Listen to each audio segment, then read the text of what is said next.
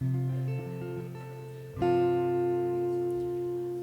you for the water. Thank you for the rain. Thank you for the fire. Thank you for the pain. Thank you for the air. I'm grateful I can breathe. Thank you for the land. Thank you I can be. Now I'm sitting in the morning light, opening my heart, opening my mind, and thinking about the birds just going about their day and finding all there is to find.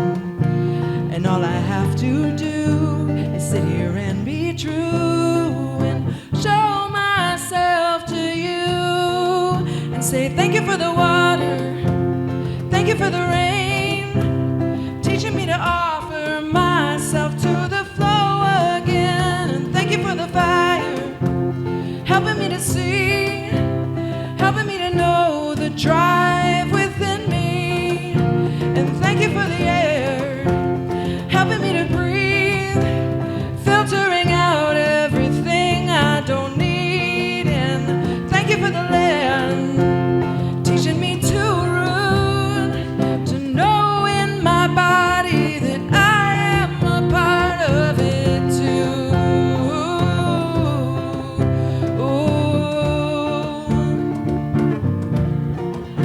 Oh, thank you, thank you. Oh, thank you, thank you. I offer myself to you now. I offer myself to the truth now. I know that I've come here to move now, so I offer myself to you. And I say thank you, thank you. Oh, thank you, thank you. Oh, thank you, thank you. Yeah, thank you, thank you. Oh, thank you for the water, thank you for the rain, thank you for the fire, thank you for the pain, thank you for the air. I'm grateful I can breathe. Thank you for the land. Thank you I can be.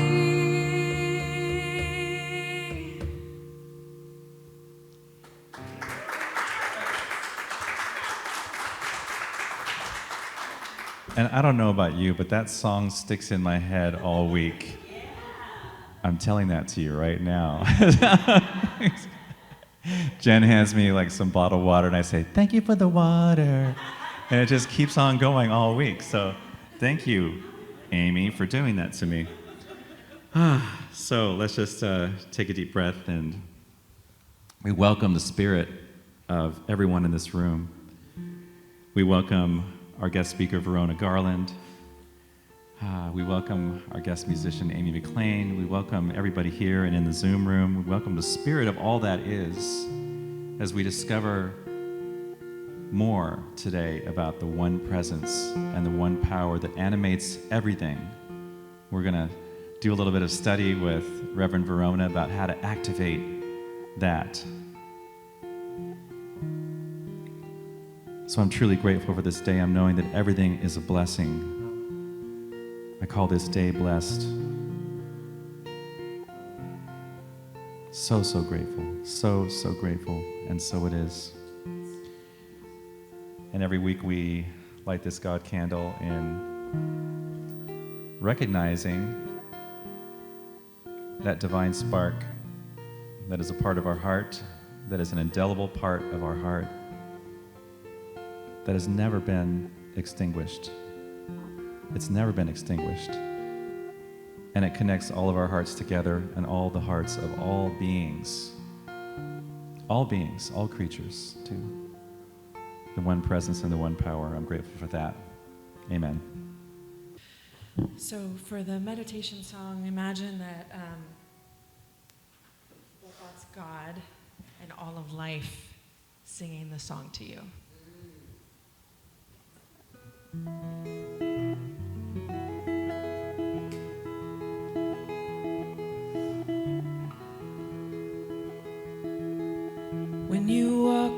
to the new, and you'll read what is coming through, or that you will not make it to, grounding fully in the truth. Take a minute, take a breath, listen to what has been said. You only have to recommit. Hear the love and center it. Come get dry inside my arms. I'll keep you safe, I'll keep you warm. You won't ever have to fear, 'cause I am here, I am here.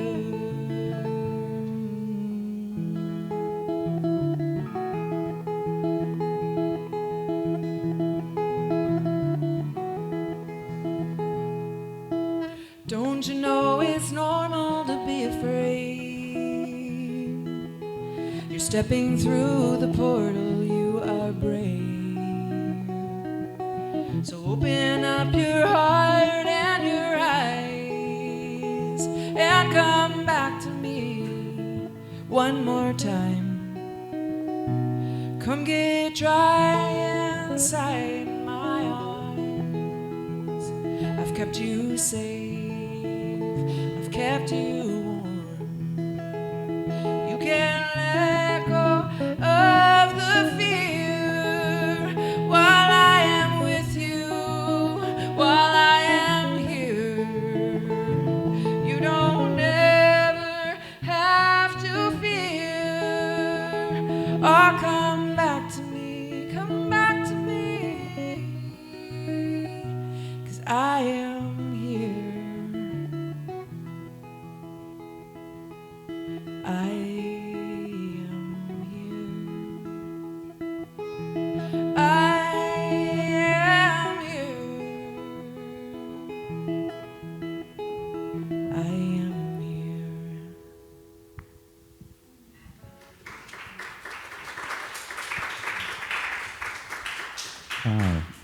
That was really, really lovely. It was hard to, Amy generously gives me a selection of songs that I can pick from, and it's so hard because if you look her up on streaming services, she's a very prolific writer. She's a creator, and she has written so many beautiful songs, so many deep songs. So let's just use the patchwork of that song to take us into meditation as we take a deep centering breath.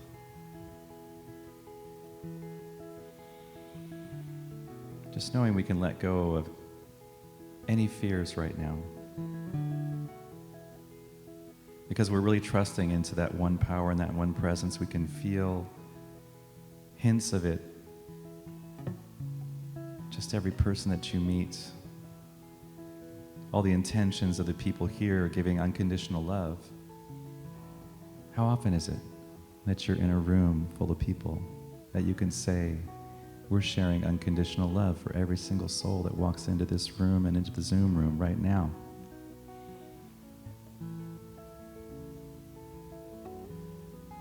So as we take another deep breath and let it go, we're just relaxing the whole nervous system, telling it, you don't have to be nervous. Half of the nervous system's job is to relax us, and we often forget. This parasympathetic response is so healing, is so nurturing as we rest inside of the arms, falling into the arms of God.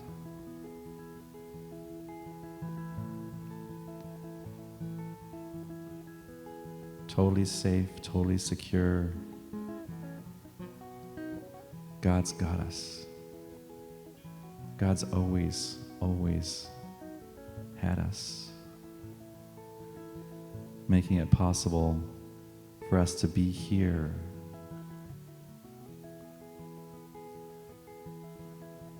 And so we come to this place as a divine reminder of that loving, calm presence that we are not separate from, that we are never separated from.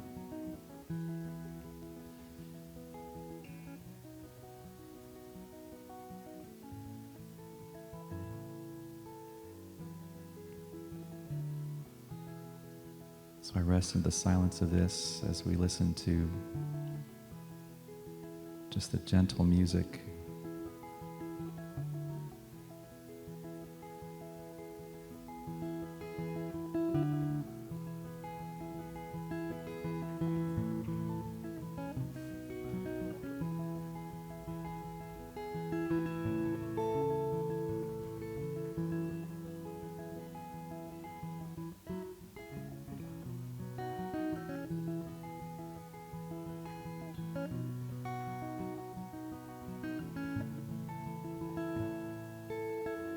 And so whenever we're frustrated, whenever we're angry, whenever we're anxious, whenever we're carrying something, whenever we're worrying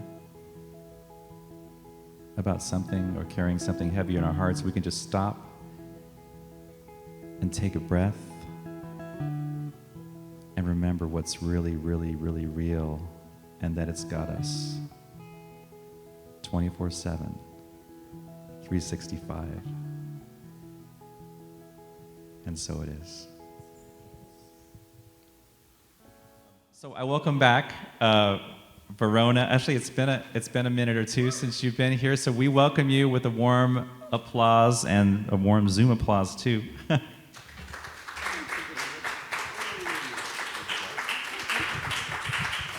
Thank you so much. It has been a minute since I've been here. However, I know I'm still at home. So I'd like to start us out with a little giggle, because as we know, sometimes we can get, in my humanness, I can get very serious about my enlightenment. So there was a family that was having dinner, and there was a kid sitting at the table and said to the dad, "Dad, what do bugs taste like?" And the dad says, "The dinner table is not the place for this, okay? We can talk about this later." So the kid, obedient kid, said, "Okay." So a little later, the dad came to the child and said, What was it you wanted to talk about it? What was that thing that you wanted to talk about? And the kid said, "Oh, that's okay, Dad. There was a bug in your soup, but it's gone now."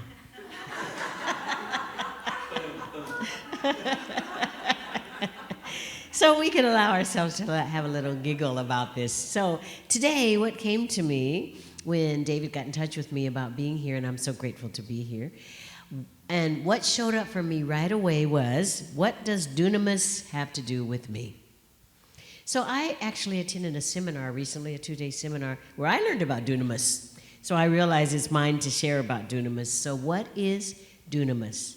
Dunamis is inherent, unbridled power, might, strength, or one who has the ability of all possibilities.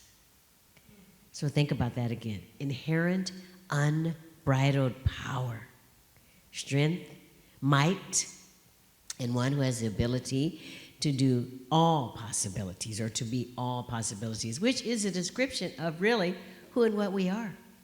Each one of us individually, and all of us collectively. So how dunamis showed up, I wasn't aware of this, but how dunamis showed up is that I did not know. First, we all know the Bible. We know it's a wonderful handbook, and we know there are several different versions of the Bible. And we also know that there were some books that were left out of the Bible, the one we have today. So I was not aware that the Bible is a book that spans hundreds of years. I was raised a Southern Baptist girl, and I was raised like, okay, the Bible, this is it. It's the handbook. It's the Word. You read it. You trust it. That's it. And I was not exposed to the idea that it took a long time for all the things that are in the Bible. I was under the impression, which is silly of me now, that the Old Testament, the New Testament were written in 4 or 5 years. But no. The Bible was allegories and metaphors and stories that went over hundreds of years. And I learned recently that the Greeks, believe it or not, were the first people to put this all together. I was not aware that they were. And so the Greek word for unbridled power, inherent, might, strength, and one who has the ability of all possibilities is dunamis. Yeah, that's what this dunamis word is about. So the Greeks started all this, compiling and chronicling those things that we call the Bible. And then Constantinople was the person who started the Holy Roman Catholic Church. And then they went on from there, and after that, 300 years after the Greeks started writing biblical, chronicling the Bible, then it was Constantinople, and then the Hebrews came in after that and wrote, of course, the first Bible of Christianity and Judaism too, because the Torah, as we know, is what we might call the Old Testament. I'm not saying it's exactly the same, but it's quite similar. So knowing all of these things, I was thinking about, so what Bible story is my favorite? And my favorite Bible story is a little girl, little Verona. I was kind of skinny and short. Little Verona is the story of the 5 loaves and the 2 fishes. So we probably all know this story, the story of the 5 loaves and the 2 fishes, where there was a big assembly of people, and they didn't have any food, and the disciples came to Jesus and said, what are we going to do? These people are all here. We don't have any food for them. We know it might turn into a riot. And Jesus said, it is in several Bibles. However, Jesus circulated what was already there. Now, how does this fit together? Jesus circulated what was already there. Because when I was a little girl learning, I learned that, and this sounds maybe sacrilegious, but the way I interpreted it was, okay, they had no food. Jesus was there. Jesus went, bam, here's the food, okay? And it was called a miracle. However, our everyday activities are all miracles. Because what is a miracle? A miracle is something that I put my intent into. A miracle is something that I decide is already happening before it happens. A miracle is something that I have faith and trust. Like Neville Goddard says, trust in unseen reality.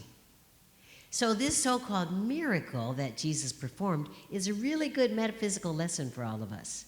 So here we are, we're where they were at, where the 5 loaves and the fishes. I'm not quite clear geographically where they were, but they were having this assemblage and Jesus was speaking. And so there's 12 disciples.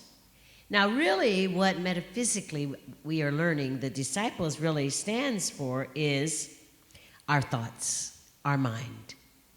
Because Jesus commanded the disciples to get the people fed. And when he commanded them to do this, he said, and sit the men down. Now, there was 5,000 men and women and children, because we didn't get counted in those days. Okay? And so, really, what Jesus was telling his disciples, get a hold of your mind. Get a hold of your monkey mind. And by that, the monkey mind, I don't know about yours, but my mind has a million things going on all the time. And especially, it seems to tune it up during meditation. There's a bunch of things going on. So, in this instance, what Jesus was talking about was, because the disciples were frantic, we have all these people here, what are we going to do? We don't have any food. And Jesus was clear that the supply is always here.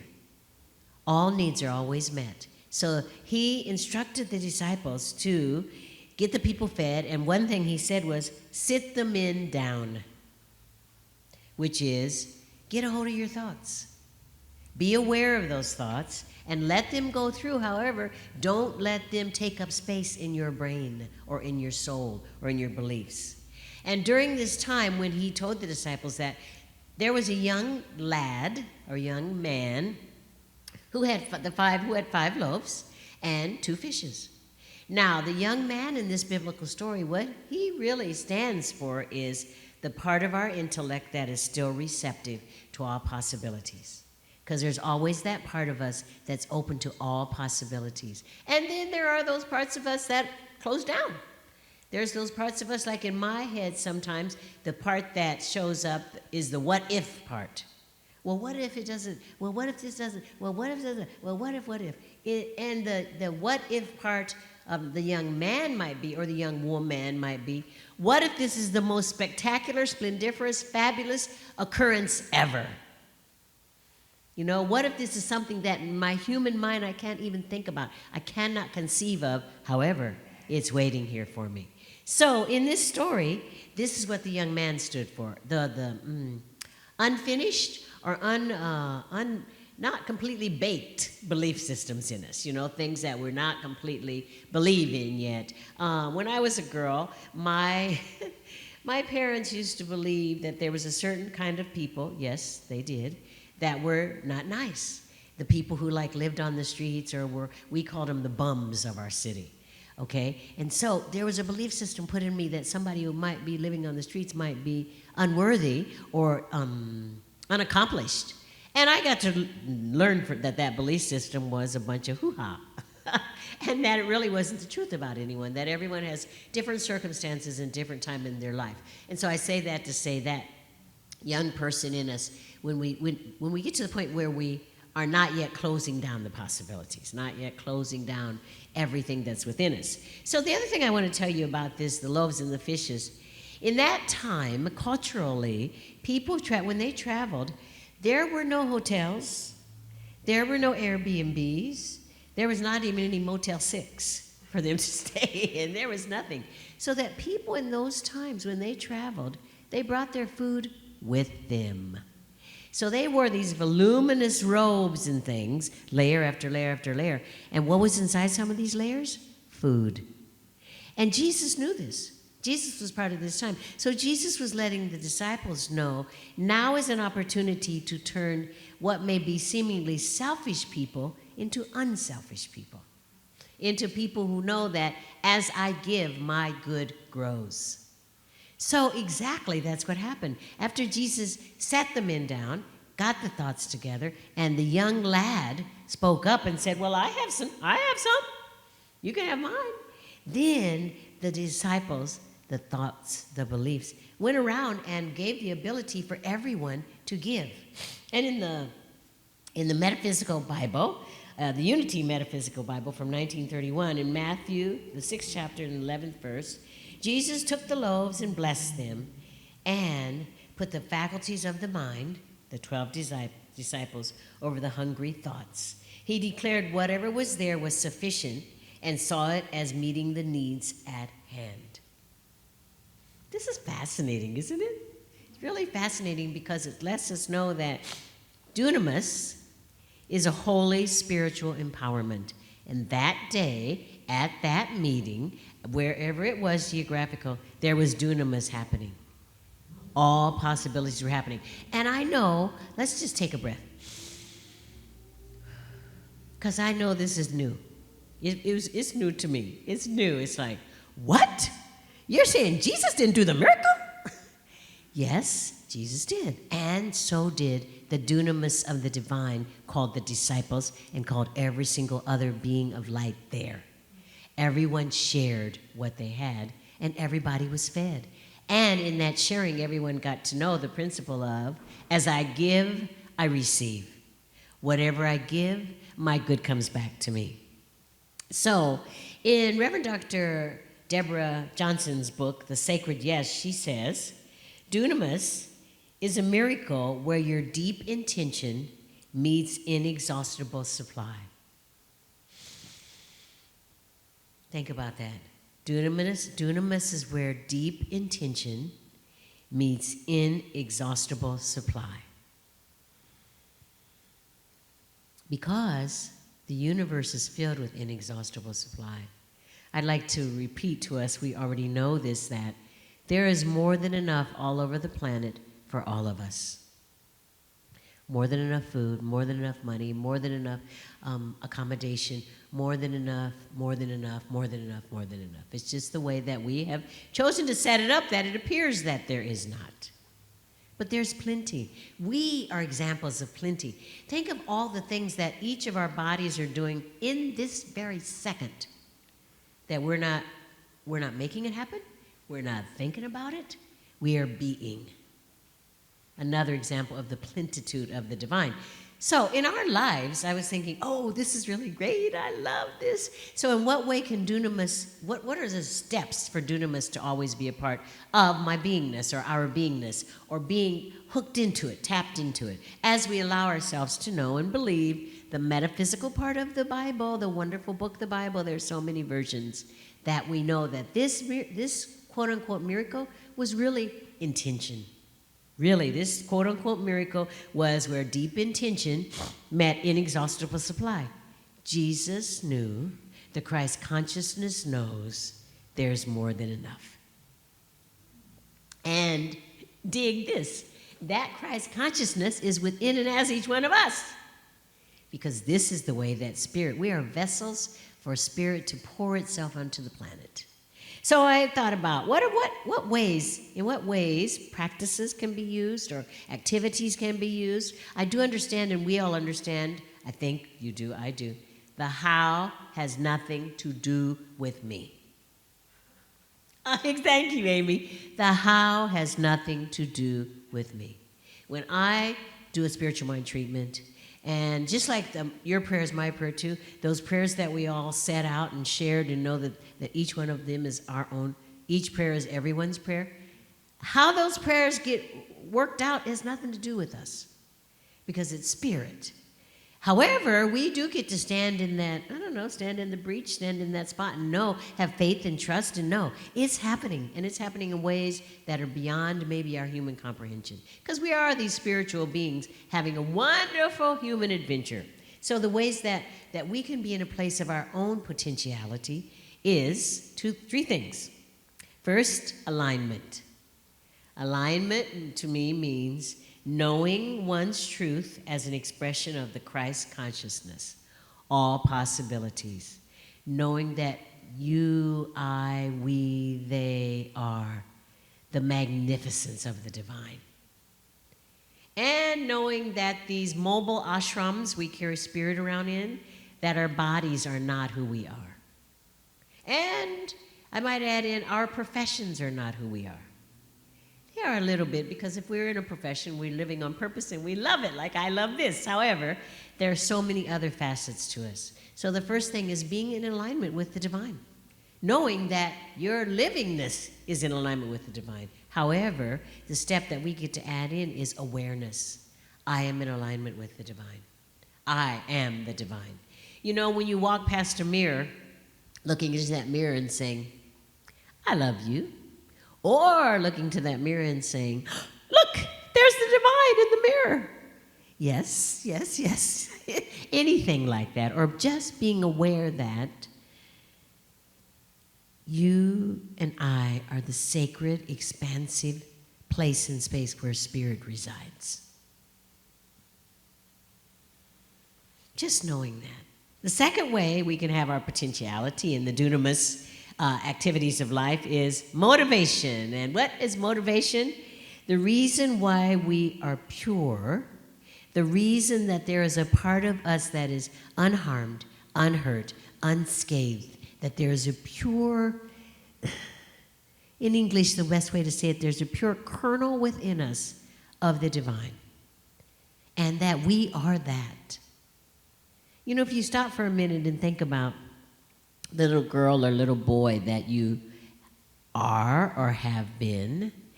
When I talk to my little V inside, she and I once a week on Mondays we have a conversation where I write in my journal, and with my dominant hand, which is my left hand, I write to her what I want her to know.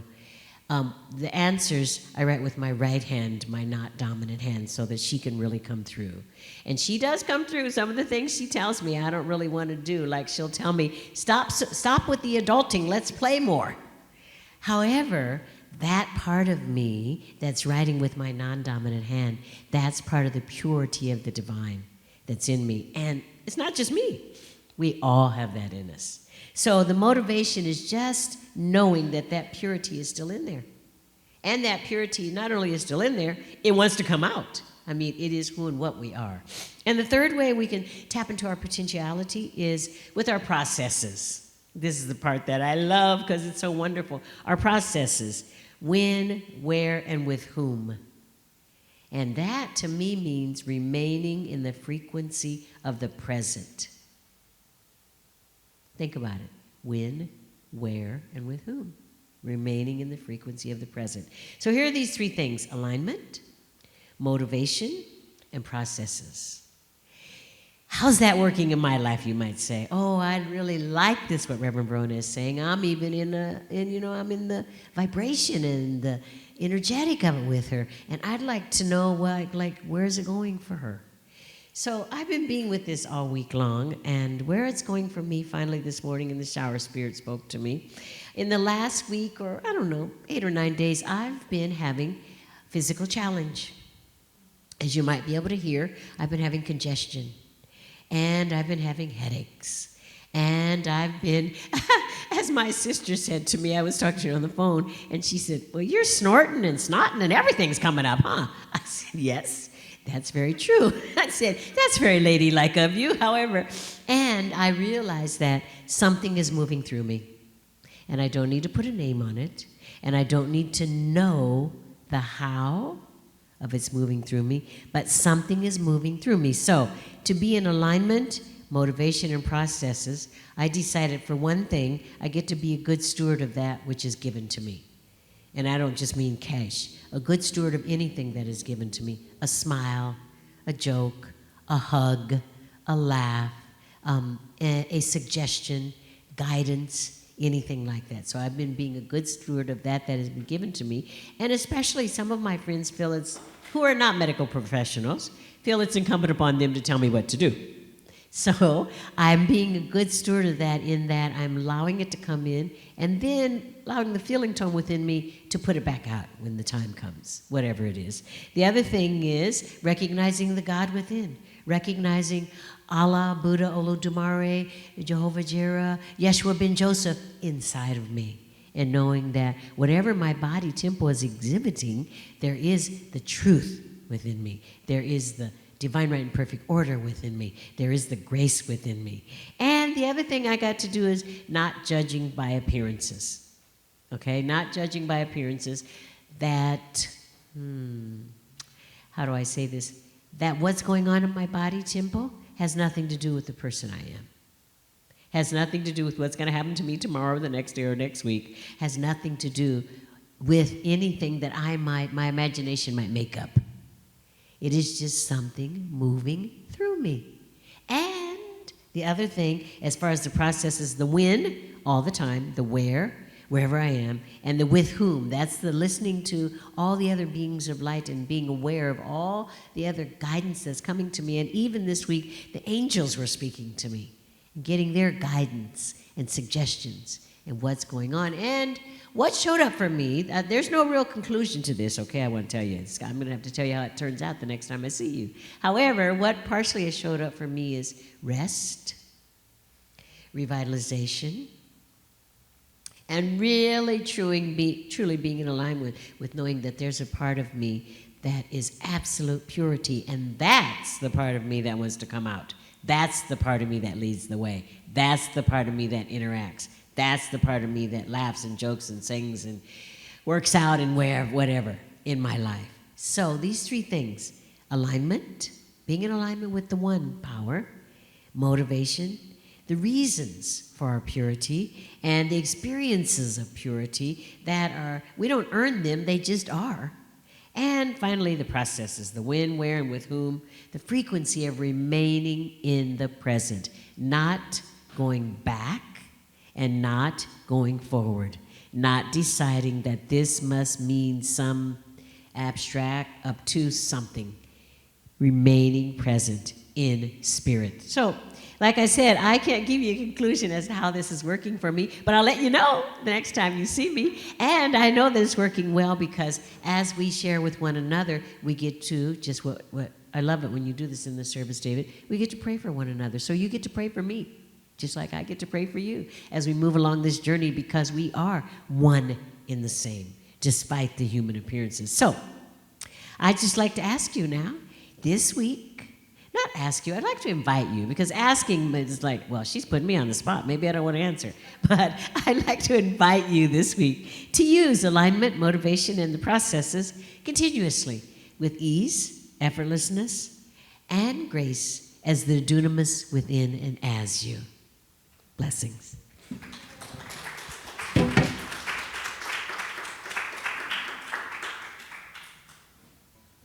Sometimes life can't see its light, because it's a lie, and all it can see are the faces of the people who surround it, and not the light inside that shines so bright. Oh, can't you see everything you bring to me? All the love you pour out, even when you can't seem to love yourself. Don't you feel how your support lifts us up? Don't you know how we grow when you're shining on our souls? You need a mirror so you can see a little clearer. Well, you are the light, you are the light, and you shine. Your love is so bright, it makes all the rest of us shine. You are the light, and you light up the world. Now I know sometimes you feel like you are not enough, like you are not the one, like you didn't get it done. And sometimes I take all the glory, as if my story